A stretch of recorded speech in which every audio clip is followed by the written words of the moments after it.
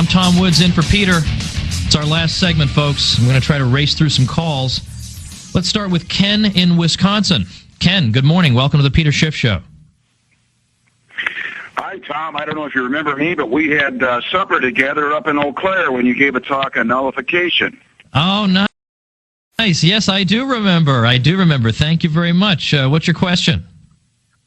Well, you kind of had our moving target here. I think it still comes down to, as far as Ron Paul is concerned, the age factor. And, if we're going to successfully support him, how do we get around that issue? That's one of the concerns I had. In other words, people will... Really, right now, I think he's the strongest candidate. I think he's the most likely to beat Obama, and the Rasmussen polls even show that.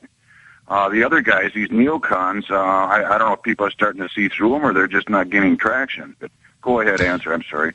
Well, it's not an example that'll resonate with a lot of his supporters, but after all, the Pope is in his early 80s, and he's in charge of 1 billion people, and he travels all over the world and keeps a pretty busy schedule. But also, Ron Paul is in excellent physical condition.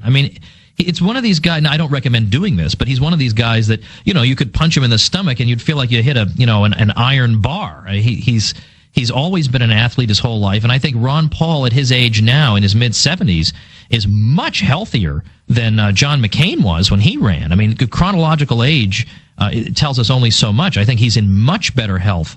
He's certainly in better health than Dick Cheney was, and the CPAC people last year were cheering like crazy when Cheney proposed that, jokingly, albeit, that he might consider running for president. They didn't immediately say, "Oh, now wait a minute, the age issue, the health issue, whatever." And he's a much younger man, so we have to just focus on the issues and maybe say, "Look, we've had a few young whippersnappers in a row, and it hasn't done a whole lot for us. We've had the same military interventions. Even under Clinton, George W. Bush, we had a whippersnapper. Obama's a whippersnapper.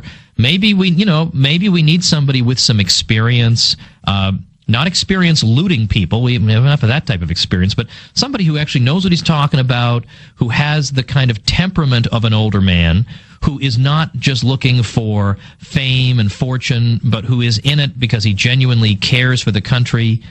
I think there are ways of pitching the guy and just saying, look, wouldn't you rather have an older guy with a brain and who talks to you as an intelligent adult, or would you like to have a younger person who treats you like an idiot and speaks in bumper sticker slogans? So anyway, I would basically go at it like that.